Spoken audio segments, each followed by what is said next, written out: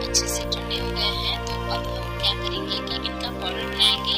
तो इन मसालों को हम डालेंगे एक मिक्सी के जार में और इसे हम अच्छे से पीस लेंगे, इसका पाउडर बना लेंगे। तो यहाँ पे मसाला हमारा अच्छे से पीस चुका है, इसे एक कटोरी में निकाल लेते हैं ताकि डालने में आसानी होगी।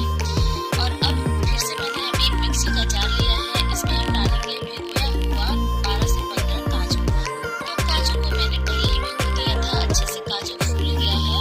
इसे हम मिक्सी के जार में डालेंगे और इसका पेस्ट बना लेंगे।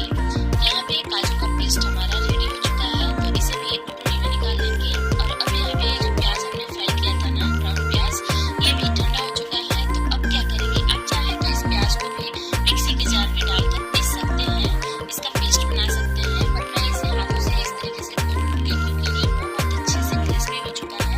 हाथों से ही तोड़ेंगे, इससे क्या होगा ना कि जो ग्रेवी बनेगी ना वो एकदम दानेदार ग्रेवी बनकर तैयार होगी।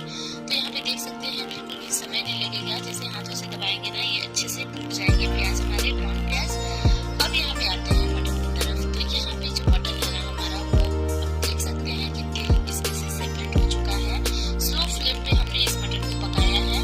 आप चाहे तो इस प्रोसेस को, ये जो मटन हमने पकाया है ना लगभग स्लो फ्लेम पे, आप चाहे तो प्रेशर कुकर में डाल करके सीटी लगा सकते हैं 3 सीटी, तो भी आपका मटन जो है ना अच्छे से कुक हो जाएगा। उसके बाद फिर से आगे का प्रोसेस कर सकते हैं। यहाँ पे मटन हमारा 80% पक चुका है। अब क्या करेंगे, जब 80% मटन पक जाएगा तो इसमें हम डालेंगे यहाँ पे कोरमा मसाला। तो यहाँ पे ये जो कोरमा मसाला हमने पीसा है ना, ये थोड़ा ज्यादा लग रहा है मुझे, तो मैं यहाँ पे आधे ही कोरमा मसाले का इस्तेमाल कर रही हूँ। और उसके बाद इसमें हम डालेंगे आधा कप यहाँ पे दही। दही एकदम फ्रेश इस्तेमाल कीजिएगा, इससे टेस्ट आपका बहुत अच्छा आएगा मटन का। अच्छी तरीके से मिला देंगे दही और कोरमा मसाला डालने के बाद। और अब ये जो मटन है ना, इसे हम 7 से 8 मिनट फिर से पकाएंगे ढककर। बीच बीच में हम इसे चलाते रहेंगे।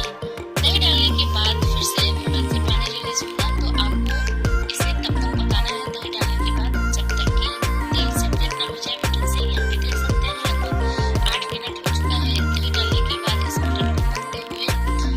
अच्छी तरीके से चलाएंगे। और अब यहाँ पे आप देख सकते हैं कि जो तेल है ना मटन से वो भी सेपरेट हो गया है। तो अब हम यहीं पे डाल देंगे ब्राउन प्याज और साथ ही हम इसमें डाल देंगे काजू का पेस्ट। काजू का पेस्ट डालने से ना बहुत ही बढ़िया स्वाद आता है मटन कोरमा में, तो आप जरूर डालिएगा। यहाँ पे कटोरी में थोड़ा सा काजू का पेस्ट लग गया था, तो मैंने थोड़ा सा पानी डालकर उस पेस्ट का इस्तेमाल कर लिया है। अब ये जो मटन है ना, इसकी हमें अच्छे से फ्राई करनी है। अच्छी तरीके से भूनेंगे तब तक जब तक कि मसालों का कलर चेंज ना हो जाए और तेल सेपरेट ना हो जाए फिर से। तो अच्छे से चलाते हुए भूनेंगे बिना ढके। थोड़ी देर के बाद आप देखेंगे, आप देख सकते हैं यहाँ पे कि मसालों का कलर कितना बढ़िया आ गया है। बिल्कुल बहुत अच्छे से यहाँ पे जो मटन है ना हमारा भून चुका है, मसाले भी बहुत अच्छे से भून गए हैं, तेल बिल्कुल सेपरेट हो चुका है मटन से। तो बिल्कुल इस प्रकार से आपको मटन को भूनना है। और अब इसमें हम पानी डालेंगे। तो यहाँ पे लगभग मैंने 1 गिलास के आसपास पानी डाला है। गर्म पानी का ही इस्तेमाल कीजिएगा, इससे टेस्ट मटन का जो है ना एकदम बरकरार रहेगा। तो यहाँ पे 1 गिलास मैंने पानी डाला है। पानी डालने के बाद इसे अच्छे से मिलाएंगे और अब इस मटन को हम तब तक पकाएंगे जब तक कि जो मटन है ना बिल्कुल अच्छे से कुक ना हो जाए। तो फ्लेम लो टू मीडियम रखेंगे और इस मटन को ढककर पकाएंगे। थोड़ी देर के बाद आप देखेंगे, क्योंकि जो मटन है ना हमारा पहले ही 85% तक पक चुका है। यहाँ पे ये जो मटन है ना थोड़ी देर के बाद बहुत अच्छे से कुक हो गया है। आप देख सकते हैं ग्रेवी भी यहाँ पे गाढ़ी हो गई है पहले से, और तेल भी ग्रेवी के ऊपर आ गया है। कलर भी बहुत ही बढ़िया आया है ग्रेवी का, आप देख सकते हैं। यहाँ पे ये जो मटन है ना अच्छे से कुक हो गया है। हम आपको तोड़ करके दिखा देते हैं। तो यहाँ पे चम्मच की सहायता से इस तरीके से मटन को तोड़ करके चेक कर ले। देखिए कितना बढ़िया ये गल गया है, बहुत अच्छे से कुक हो गया है मटन हमारा। इस तरीके से धीमी धीमी आंच पे जो मटन बनकर तैयार होता है ना दोस्तों, बहुत ही बढ़िया, बहुत ही टेस्टी बनकर तैयार होता है। पर अगर आप चाहें तो इस मटन को आप प्रेशर कुकर में भी बना सकते हैं। प्रेशर कुकर में जल्दी बनकर तैयार हो जाएगा, पर पतीले का जो मटन है ना उसका स्वाद ही अलग है। और अब लास्ट में हम इसमें डाल देंगे केसर, इससे बहुत ही बढ़िया स्वाद आता है मटन कोरमा में। तो यहाँ पे थोड़े से केसर को मैंने गर्म पानी में भिगो दिया था। आप देख सकते हैं बहुत अच्छा कलर आ गया है केसर का पानी में।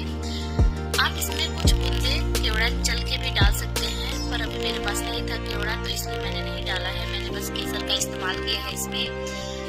तो अब इसे हम क्या करेंगे कि केसर डालने के बाद इसे बस 1 से 2 मिनट के लिए हम और पका लेंगे। तो अच्छी तरीके से मिला लेते हैं इसे।